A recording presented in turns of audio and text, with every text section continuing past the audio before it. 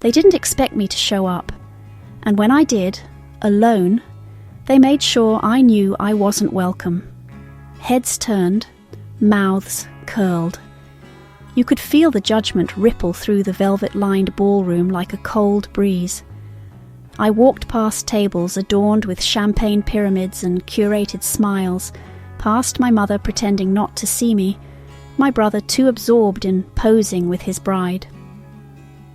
"Heard she built some app," someone whispered behind a flute of rosé. "Still no ring, though," another smirked. I didn't flinch. I've been through worse than whispers. But then, just as I reached the back of the room, a chair scraped against the marble floor. Slow, purposeful. All conversation died. Grant Hollis, the billionaire CEO everyone came to impress, stood from the head table and bowed. To me, a full, deliberate bow, and just like that, the room fell silent. They laughed when I walked in, but the man they all worshipped bowed to me. Ever walked into a room where no one expected you to matter and left unforgettable? Subscribe for more stories like this. My name is Claire Bennett. I'm 36 years old and I built my own tech company from the ground up in a cramped San Francisco apartment with second-hand servers and ramen dinners. It took a decade, 3 failed rounds of funding and 1 near mental breakdown, but I made it. None of that matters to my family. Back in Ohio, they still call it Claire's little computer thing. They don't ask what I do. They ask if I've found someone yet. They don't brag about the contracts I've landed with international firms. They brag about how my brother, Michael, is marrying Brittany Langford, the daughter of a family so old money, their Christmas cards look like museum portraits. Michael's the golden child. He always has been. Prom king, finance major. He was built for the kind of life our parents worship, predictable, photogenic, safe. And me? I was always too much, too focused, too outspoken, too independent. The wedding was never going to be about me. But I didn't fly back for them. I didn't come for closure or reconciliation or nostalgia. I came because I wanted to see, really see, what it felt like to walk into the one place that once made me small and feel nothing. Not shame, not fear, not the ache of wanting to be chosen, just presence, grounded, unshaken. I came to prove something, not to them, to myself. Because if I could stand in that room, surrounded by judgment and noise, and stay intact, then maybe, finally, I'd know for sure. They no longer get to define me. I wasn't the kind of daughter you showed off at barbecues. While other girls were learning to braid hair or practicing cheer routines, I was in the garage soldering wires together with a hairdryer and a roll of duct tape. I built my first prototype, a heat sensor for our aging furnace, when I was 10. My father never looked up from his newspaper. Mum just shook her head and said, "Honey, maybe try something normal for once." But Michael got the applause. He threw a football. Dad bragged for weeks, got a B+ in algebra. They framed the test. He knew how to wear khakis and keep eye contact. That was enough. Me? I asked too many questions, stayed up too late, wore hoodies instead of dresses, cared about systems, not small talk. They called me intense, like it was a warning label. By high school, I stopped trying to explain myself. I built, studied, competed in robotics meets under borrowed names because Mom said it was embarrassing to have a daughter who skipped prom for a coding competition. At family dinners, I learned to stay quiet while Michael told stories about his internships and golf lessons. I memorized how to nod and smile like a mute guest at someone else's life. After college, I left Ohio and never really came back. I built my company from nothing, pitched to 100 rooms where I was the only woman, lived off instant coffee and rejection. And then, Zurich happened. The keynote no one expected me to land. I stood in front of a hall full of international investors and laid out a new model for decentralized AI deployment, so clear, so disruptive, that it changed the trajectory of 3 corporations, including Hollis Tech. It was the kind of moment you dream about, the kind of moment that should have had your parents calling you in tears. They didn't even mention it. No call, no email, not even a good job text. Someone forwarded the article to my mum. She never opened the link. Back home, I was still just the daughter who never settled down. And now, years later, I was stepping back into the very world that taught me to be small, but with one difference. I wasn't small anymore. I arrived at exactly 5:58 p.m., 2 minutes early, not out of excitement, out of habit. Years of pitch meetings and investor calls had trained me to respect time, even when no one else in the room respected me. The valet opened my door with a polite smile, but his eyes flicked to the back seat like he expected someone to be there. I handed him the keys without a word. Inside, the ballroom looked like it belonged on the cover of modern luxury weddings. Ivory drapes, gold-rimmed glasses, centerpieces taller than toddlers, and people. So many people in coordinated shades of champagne and blush, like they'd all received a memo titled, "Dress to Impress the Langfords." I stepped through the entrance wearing a tailored black suit, no glitter, no pastels. My hair slicked back, a single silver pin. Minimalist, intentional, every head turned, not in admiration. Whispers travelled faster than the champagne trays. "Is that her? She came alone? Wow, I mean, she's bold." Someone muttered the word power lesbian under their breath. I didn't react. Let them guess. Let them assume.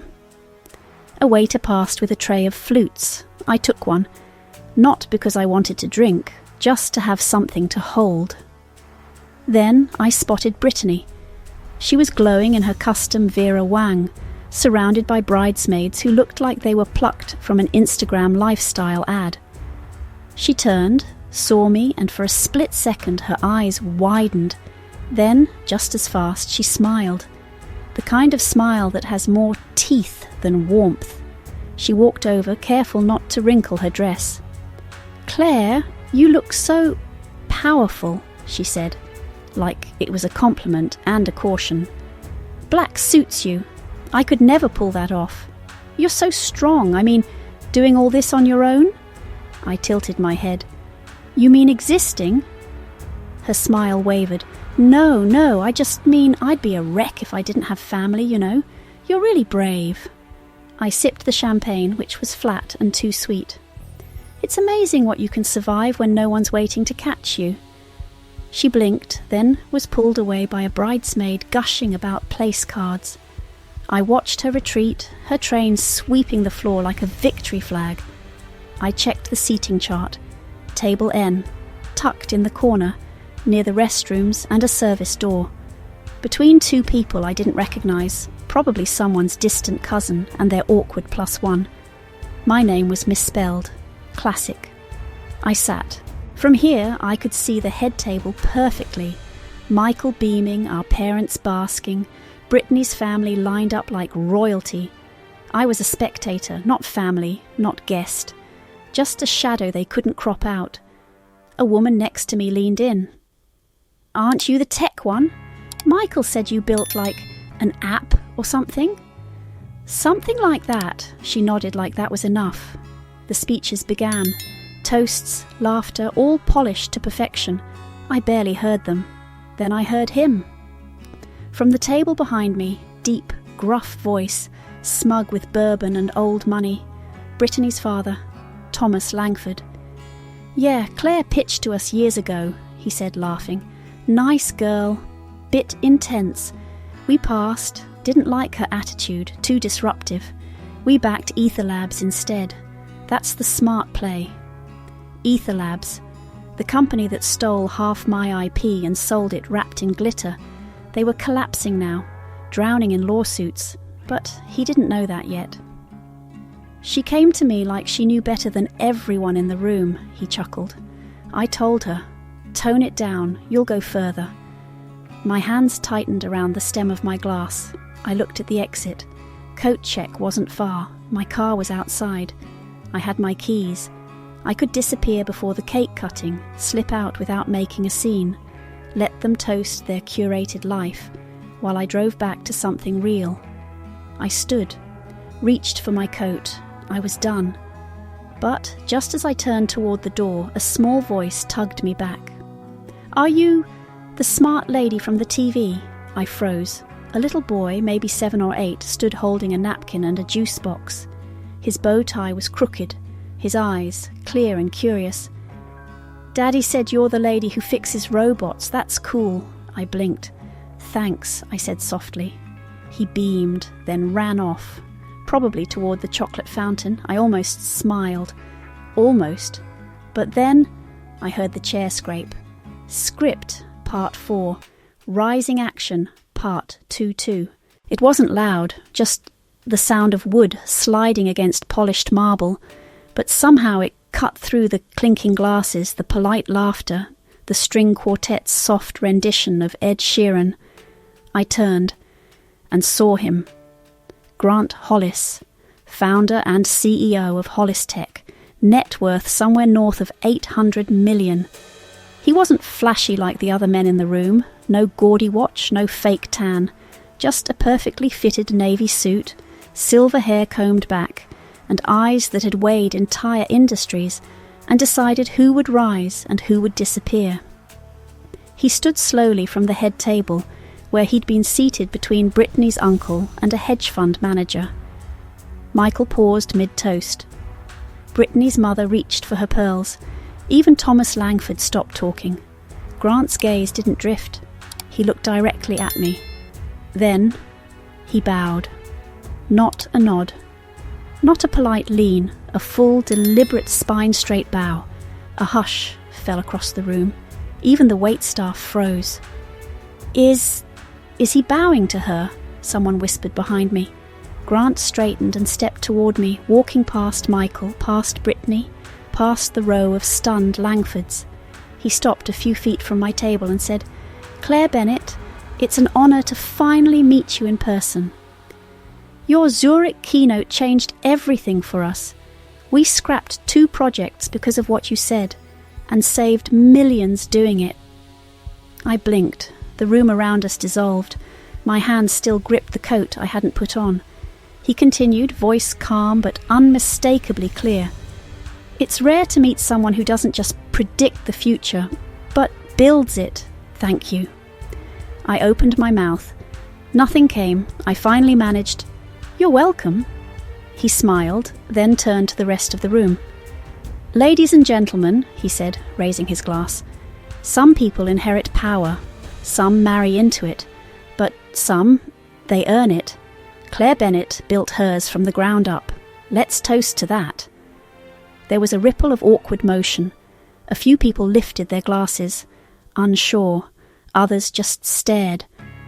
My mother looked like someone had slapped her with her own pearls. Michael's face was blank. Brittany's was frozen in bridal panic. And Thomas Langford.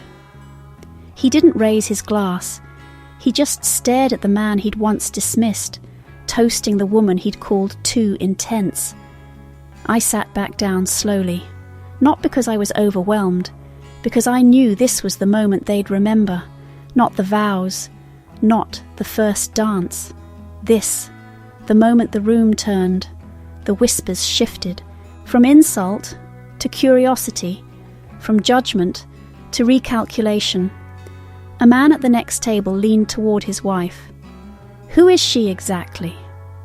She didn't answer, just watched me like she was seeing a ghost she'd misjudged. Grant returned to his seat without another word, calm, controlled. But the damage was done. Not to me, to the illusion. The music didn't resume, not right away. People sat stiff in their chairs, pretending to drink, pretending not to look at me. The lights didn't change, but the temperature in the room felt different, cooler, like someone had opened a window no one could find. Grant's words echoed in the hush. Some inherit, Some marry in. She built. Brittany's smile faltered with every passing second. She leaned toward Michael, whispering something through gritted teeth. He just nodded, eyes locked on his untouched wine glass. Gloria Langford, Brittany's mother, tried to laugh lightly as if to sweep away the moment. It died before it left her throat. Then, right on cue, the DJ cleared his throat and cued up a soft jazz interlude. Someone clapped too early. Another knocked over a fork. The illusion staggered, but the wedding machine churned forward, until my mother stood. She approached slowly, like walking across ice she wasn't sure would hold. "Claire," she started, her voice lower than I'd ever heard it in public, "why didn't you tell us about Zurich? About him?" I looked at her carefully. "Would it have made a difference?" She blinked. "We would have been proud. Proud because someone important said I mattered, or proud because you actually believe it?" Her lips parted, but no words came. She reached for my hand. I let her take it. Let her hold it long enough to mean something. Then I pulled away. "I'm fine, Mom, really." I sat back, and she returned to her seat like a child who had been sent to the wrong classroom. Then Michael came. He didn't say a word at first, just hovered next to my chair, expression unreadable. "Why him?" he finally said. "Why now? You couldn't let this be about us?" I tilted my head. "Michael, I didn't plan this. I didn't invite him. I showed up." "Yeah, in black, looking like you were going to a funeral." I smiled slightly. "Maybe something did die today." "What's that supposed to mean?" "The version of me you all thought was safe to ignore." He stiffened. "You always made us feel like we weren't enough." I let that sit. "Funny," I said. "You and Mom always made me feel like I was too much." He didn't respond, just stood there, breathing shallow. "You have a beautiful wife, Michael, a big house, a family that bends around you, and I have a life I built when nobody clapped. Enjoy your wedding, it's still yours." He left without another word. The speeches resumed, toasts about love, laughter, happily ever after. But they fell flat, like reading lines from a script someone else wrote. I sat quietly. I didn't need to say anything else, because the only person I had ever wanted to hear me finally did. And he wasn't wearing a boutonniere. He was wearing a tailored navy suit, and his bow had changed everything. Script, Part 6, Resolution. Later that evening, the party resumed its choreography. People danced. Lights flickered. Laughter returned. But it was thinner now, forced, stretched over the awkward silence that still lingered like perfume that didn't belong. I found myself standing near the terrace doors, the same champagne glass still in my hand, now mostly ice and diluted bubbles. Grant Hollis approached without fanfare, as if we'd arranged to meet. His tie had loosened slightly, and he held a glass of club soda like it was armour. We didn't speak for a moment. The music pulsed behind the glass. He looked out into the dark. "I wasn't trying to make a scene," he finally said. "I know," I replied. "You were making a correction." He smiled at that, nodded once. "You've built something most people wouldn't even know how to imagine," he said. "And I think we're going to need you." I raised an eyebrow. "We?" He turned to face me fully, serious now. "I'm putting together a new initiative. Global-scale infrastructure for ethical AI rollout. We need vision, ground-floor thinking. I want you at that table." I studied him, not because I doubted him, but because it was the first time in years I'd been invited somewhere without having to shove the door open myself. "Let's talk Monday," I said. "Monday it is," he replied, offering his glass toward mine. We clinked gently. No speeches, no congratulations, just respect. Quiet. earned. When I stepped back inside, my mother was waiting near the coat rack, her posture unsure, her eyes damp, in a way that had nothing to do with sentiment and everything to do with confusion. "You look beautiful tonight," she said softly. I nodded. "Thank you." She reached out. "We didn't know, Claire. About Zurich. About Mr. Hollis?" "I know," I said. "We're proud of you." I held her gaze for the first time in a long time. "Are you proud or embarrassed that you didn't know?"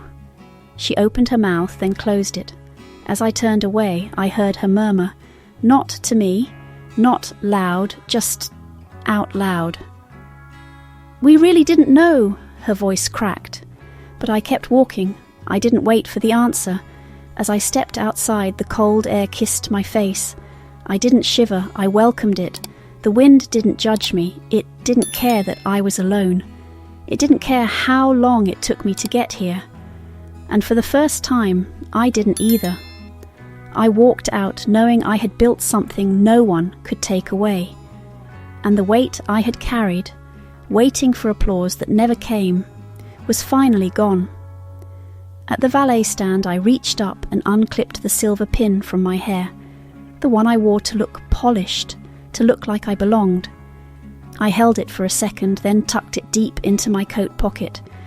Maybe I'd wear it again, maybe I wouldn't. But I no longer needed it to feel seen.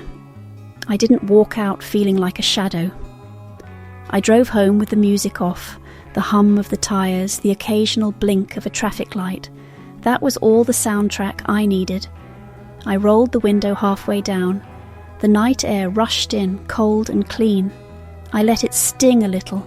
It reminded me I was real, that I existed, not because someone allowed me to, not because a parent finally approved, not because a room full of strangers recalculated their opinion. I existed because I had carved a space that couldn't be ignored, and I no longer needed their applause to fill it. For years I thought success would feel like fireworks, loud, bright, undeniable. But tonight, success sounded like silence, like leaving the stage with nothing left to prove, like knowing the people who once dismissed you now carry the weight of their own misjudgment. That's the justice no one talks about, the quiet kind, the kind that doesn't roar, it whispers, and it echoes louder than anything else. Sometimes the greatest applause is the silence after you no longer need it. Has your worth ever gone unnoticed until it was undeniable? Tell your story below. Someone out there needs to hear it. And if you're still waiting for your moment, hold on, it's coming. Subscribe for more whispered justice. This was Whispers of Revenge.